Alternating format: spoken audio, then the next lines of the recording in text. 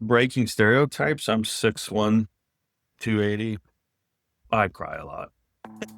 That is Wesley, the CEO of Forge Manufacturing, who built a multi-million-dollar business in a garage because he listened to his intuition and took the leap. Trust your gut. I think there's something to be said about intuition being connected to destiny. Your brain has already done the math. It knows if it's a good idea or not. In this episode, we will go over how Wesley dealt with imposter syndrome and how becoming a new dad has changed his outlook on his business and his life. Imposter syndrome is a wild thing. I would argue that probably everybody's had it at some point in their life. You need to recognize that you have it and that it's an item on your plate. Has there been any healing with your dad from your experience as a dad? Oh, yeah. Yeah, it's brought all that back. A lot of frustration. You have the perfect freedom background. I purposely hung that so I can turn my laptop. I wanted to start off by, can you give me a little bit of background by how you started your company, Forged? Yeah, Forge Authority originally started as a products company like in 2017. It was all around old toolboxes and pickup trucks, and I didn't like them. So I redesigned that, made a mount, and then I realized the mount could do other things. And yeah, it turned into a big conglomerate of ideas and dreams. Because right now you have Forged Authority Manufacturing. Yeah, so there's Right. several. We have the manufacturing division of Forge Authority, and then we have the products division of Forge Authority as well, which is Forge Authority Off Grid. Okay, awesome. And it started in 2017. Yeah, so it took a little while to get rolling. Took a lot of confidence building, really, and just dipping your toe into the water. And I was pretty young at the time. I think I was only like 25, right? So I was trying to convince myself to go for it. Okay. So can you give me a story of a time that you listened to your intuition? Yeah, I think starting the manufacturing division and chasing that was really a time when I listened to my intuition. I mean, I wanted to be a business owner. I've always been an entrepreneur. I think I started my first company when I was like 14. But starting the manufacturing division, I want to say I was grasping at where to start, but I was developing where to start. I was going through a process of trial and error of where to start, how to start. Do you buy the chicken first or the egg first? And manufacturing was comfortable from an intuition perspective because I knew it. That's what my career was in. That's what my degree was in, was engineering. And so I think that definitely helped with the intuition, was being comfortable. It was something I knew. Yeah. And I had confidence in doing it. Is there a certain time that you could tell me that you could feel your intuition? Or how did you know it was your intuition? Sure. I mean, the intuition, I had an opportunity. I started building the product side, right? And so we were manufacturing products. And by we, I mean, it was me and a buddy in my 1,200 square foot shop. So it's pretty grassroots. My daily job was being an ops manager and corporate and all this stuff. And I had some opportunities in manufacturing. There was some contract manufacturing that I had found out about in the custom fab world where if you have equipment, my name got out there. But long story short is a guy came to me with an opportunity. It was a big deal. Like we needed a warehouse, we needed a facility to make things. And, that gut feeling, I wasn't worried about it. I knew it was a large opportunity. It was a 7-figure contract and I just wasn't worried about it. And so my gut and my intuition pretty well recognized that it was an opportunity and I just said, go for it. So was there a feeling of safety? Yeah, on that one, I think being confident in it and because of experience, I did feel safe. Where the products, here I am trying to build products on the side. That was very unsafe. That was very risky and concerning. So really you feel that with your experience, it was kind of like an obvious next step. 100%. Yeah, I mean, I had worked up from manufacturing engineer through different corporations all the way to ops manager. And, the next step there was to sit in line for some corporate C-suite role for 15, 20 years. And I just kind of realized I was like, I don't really want to spend my career waiting. And I think I can build something. And so looking for that next step, starting to, turn over every rock I could find, making your network and building the network outside of corporate life. And really just kind of snowballed from there. And then I think once the opportunity landed at the doorstep, you have to pick left or right or shit or get off the pot. Excuse my language. Can you tell me a story where you did not listen to your intuition? Yeah, I mean, the products division has been really tough. It's a sound market, it's a sound industry. When you look at all the features of being in automotive accessories, all of those are trending upward. And so I had every reason to go after it. Had it data wise and market growth wise, I had every reason to dive deep into that as well. And I didn't. And my intuition was telling me that it was a risk just as much as the manufacturing side, but I could have gone for it. I should have. My intuition looked at all the data and said, you should be going for it. And I literally, it's almost like I got on stage and couldn't sing for the longest time. I knew the manufacturing side of it, but I didn't know anything else. I didn't know the sales and marketing side. And I think some of it was, imposter syndrome where you just don't believe in yourself and there's no way nobody, anyone's going to buy this type of deal. So your intuition was telling you to do the products, but your imposter syndrome was telling you otherwise. Yeah, 100%. I mean, when you kind of gather your own little business case of why you should do something, one, it probably starts with passion. And then it leads into, okay, is this an ROI? Can I make money at it? And then you start designing things. All my intuition was like, yeah, dude, go for it. The writing's on the wall. And an unfortunate part of it is this was all timed during COVID. I met you and SEMA and coming out of that in 2019, 2020, I was in the middle of getting ready to launch my first product line. And I actually pulled back on the reins. Just there's a lot to be said there, right? With COVID year, everything was so crazy, but I pulled back on the reins. And I think if I would have listened to my intuition to go for it and realized that that was the right thing to do, it would have been a much different story. So really your imposter syndrome was drowning out your intuition. 100%. I think the intuition was backed by data, backed by confidence. I knew what I needed to do for the most part and how to get it to a shelf, right?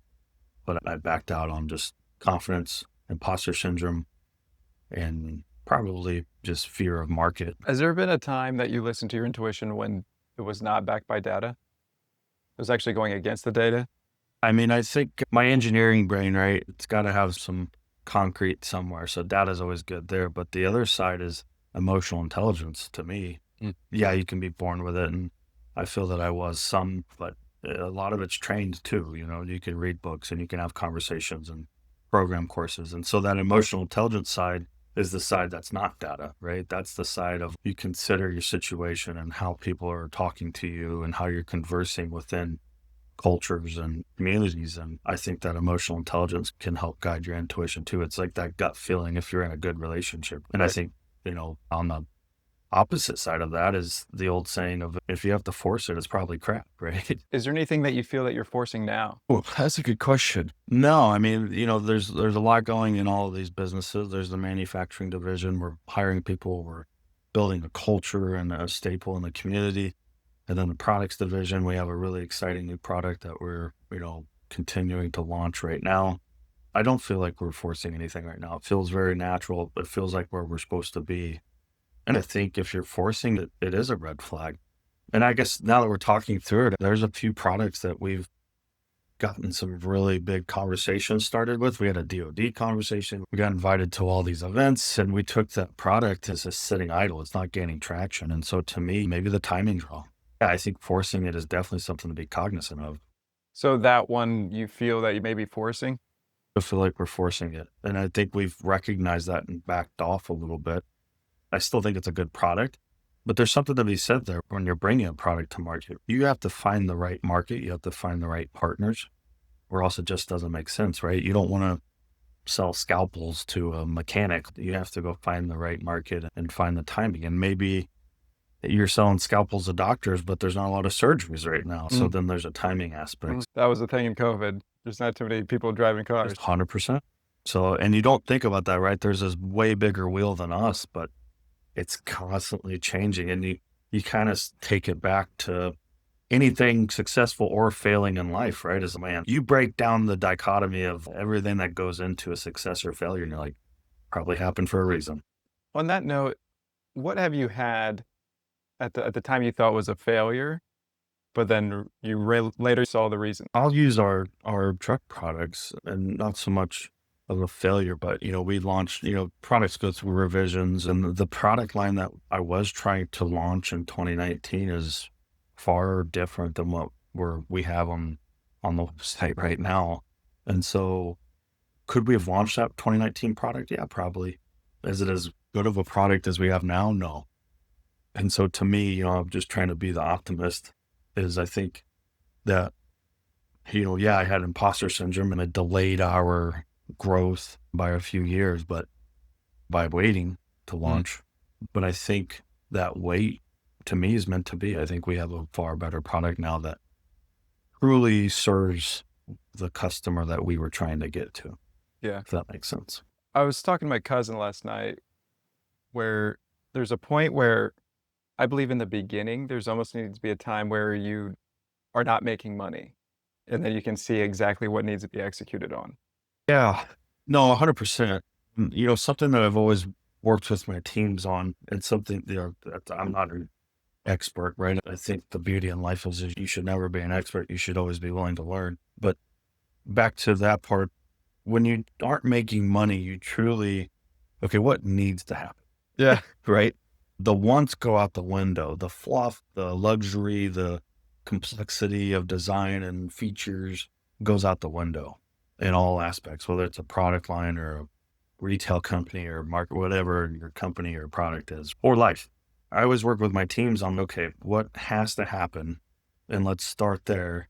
Let's roll that out and then we can add on to it. And I think that helps keep things simple and focused on what does this truly need to do? Like my ham sandwich doesn't have to have lettuce, pickles, tomatoes. I just need cheese and bread. When I met you, I think it was 2017 at SEMA, right? Oh, yeah. At what stage were you in your business? That was kind of just the bread and cheese era, right? We had a half a slice of Yeah, bread. you're trying to get some bread. Yeah. Yeah, we were trying to Literally. get bread. And we knew where to buy it. We just couldn't afford it. Yeah, no, it was very much grassroots. I mean, yeah, I'd been poking at the project for a few years.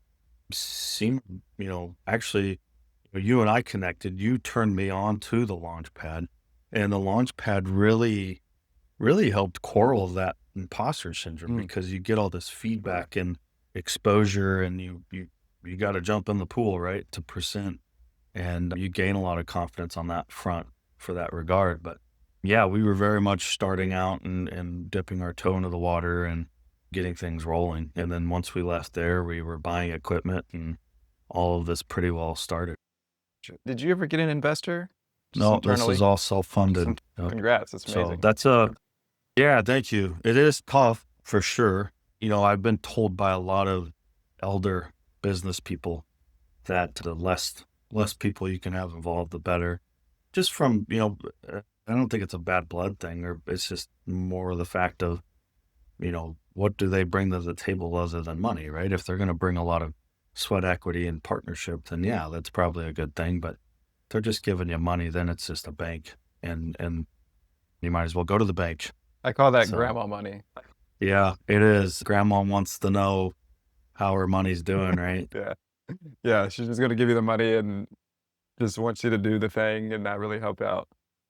They do. They can. That can be a good or a bad thing. I think at some point there's like this thing in the back of your head where you're like, your conscious is, oh, this person like 50 grand. That's not a comfortable thing, right? Tell me about your imposter syndrome.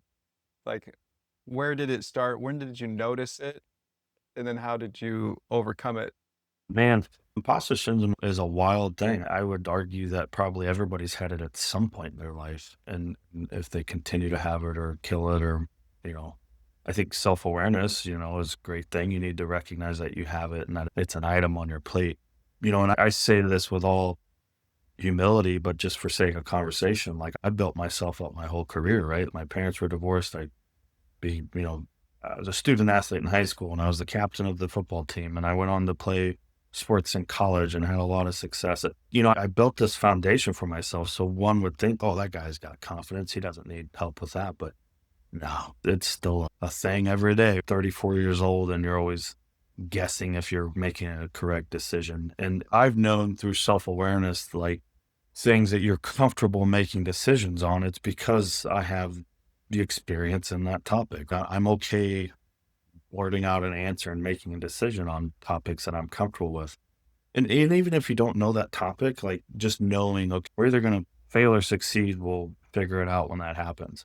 But you're comfortable in that arena. You know what I mean? I can pick a fight with that bear because I've been in this arena. Whereas if it's a new arena or a new topic, sometimes it's just so many things stacking up on you. And you're just like, the doubt just starts to win, right? And then you're like, okay, am I good enough? Am I making the right thing? People like this. Yeah. So I think you just have to start chomping at those doubts and understand them, break them down like problems, anything else. We're observing them rather than being like emotionally tied to them. Yeah. Step back from them, make a list, write them down. I'm a big list guy.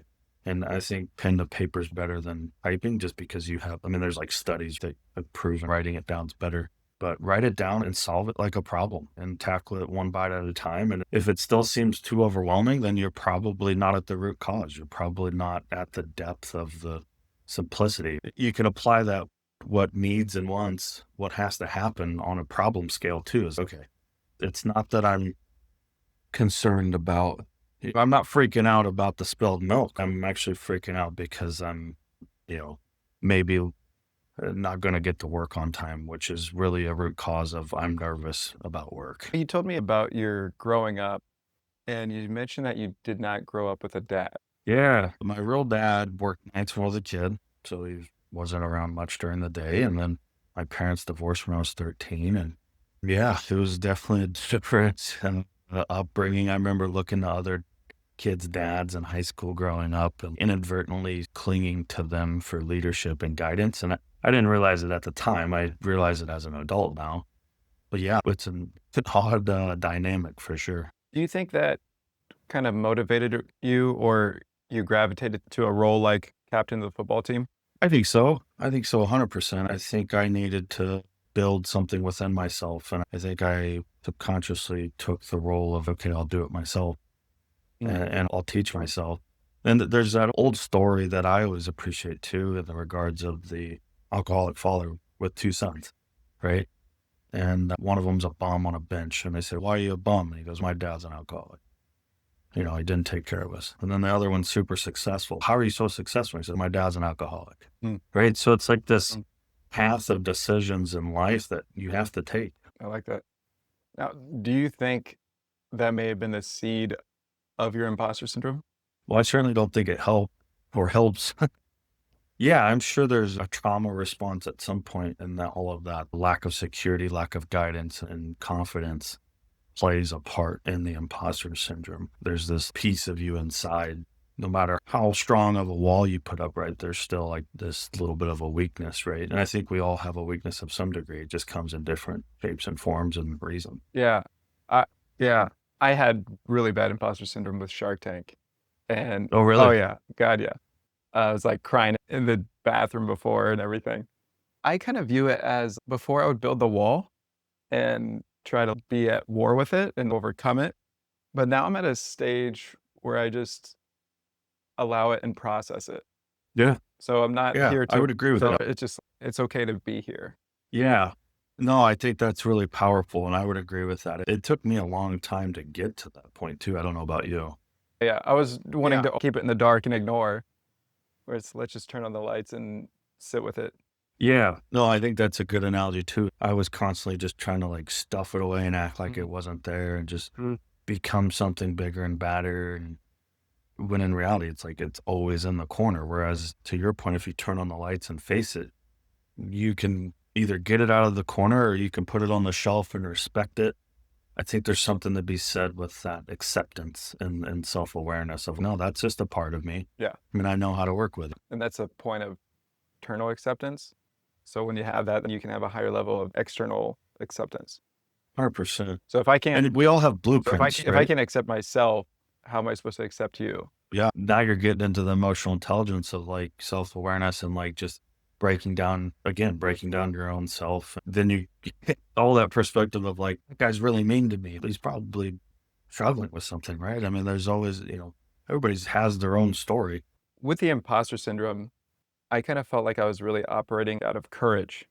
And to me, courage is a lot of the way I think of it is there's a princess who is being attacked by a dragon, and the knight comes, he's terrified, but he still fights the dragon. So to me, it's Yeah, like courage equals action plus fear.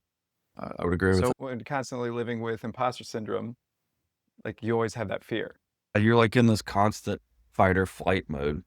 And you might be really good at fighting, but it's not healthy to be in that all the time. Right. You're burning the candle at both ends. 100%. At some point, you gotta take a breath and regroup. I believe an upgrade is confidence, which would equal action plus trust. I like that. I would agree with that as well. Action plus trust, yeah. And you gain that trust through the experience and bringing that item out of the dark corner and putting it Yeah. on the shelf and Yeah. trusting that it's there and you're okay with it being there. And I'm sure you've seen people who don't see it. They're still like pushing, grinding. They're forcing themselves on stage. Especially a setup like the SEMA Launchpad, that can be pretty intimidating. Yeah, it's like 4,000 people. The fact that you and I both got up there and spoke to people and not confronting it. Some people spend their whole lives away. Yeah. And it's kind of sad to think about the fact that somebody would let it rule their life. I think you owe it to yourself to tackle it. Are you a dad now? I am a dad. I have a 3-month-old daughter. Is that their first one? That's our first one. Congrats for one.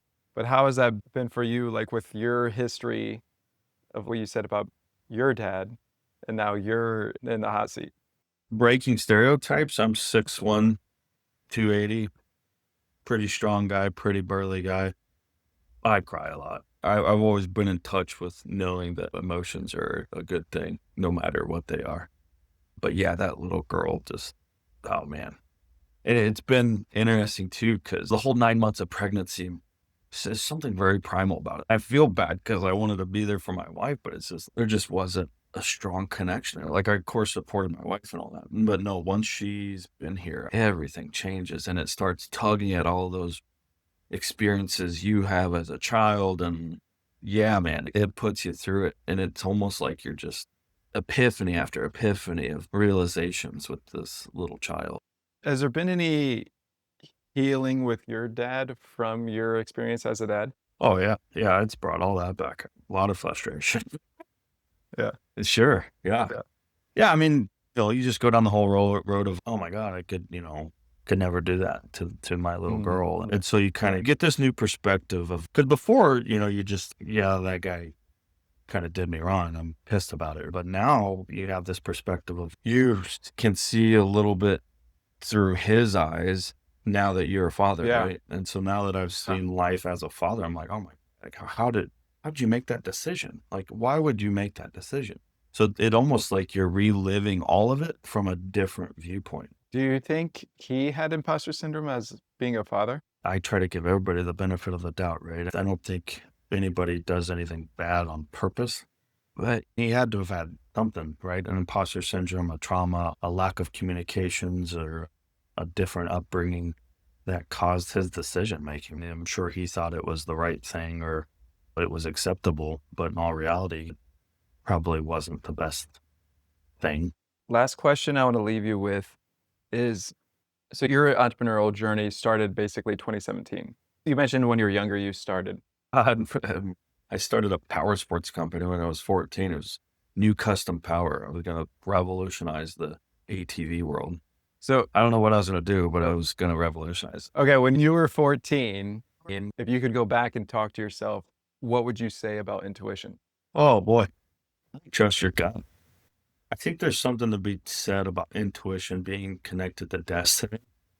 And I just made that up, and I'm sure somebody else has said it before, but to me, intuition is on the road of destiny. And I say that because there's so much science and math and calculations and miracles and things happening around you that your brain's taking in. And to me, it goes back to the Yeah. 10%, right? Like that other 90%, your brain knows. Your brain has already thought about it, done the math. It knows if it's a good idea or not based off of all the receptors around you. And I think to me, that's the best way to talk about intuition is like your brain probably already did the math and the science, ran the numbers, did the data, checked the emotional intelligence, made sure you weren't forcing it. And here's the thing is like, You may go into it with good intuition and it may still fail. But your brain at the time, I'm sure, was like, yeah, no, it's good from our end, right? And maybe there's outside factors that change that cause it to fail, but you couldn't have seen that coming. But you're going to learn from that and you're going to get better. So I would just tell myself to trust your intuition because there's a rhyme and a reason for it. And whether you succeed or fail, you're going to learn and you're going to grow and you're going to get better and it's going to help you on your path. I kind of feel like what you're saying with intuition and destiny is the intuition guiding you to your destiny. Yeah, exactly. Awesome, man. Well, hey, thank you so much for recording. This has been great. Yeah, always a good time talking to you, man. And I appreciate it and looking forward to your next adventure as well. I want to thank you so much for tuning in. Please, if you can, share this with a friend, like and subscribe. And if you want to learn more about how to hear your intuition more clearly, check out this video right here where I show you 3 questions you can ask yourself to identify the difference between intuition and anxiety.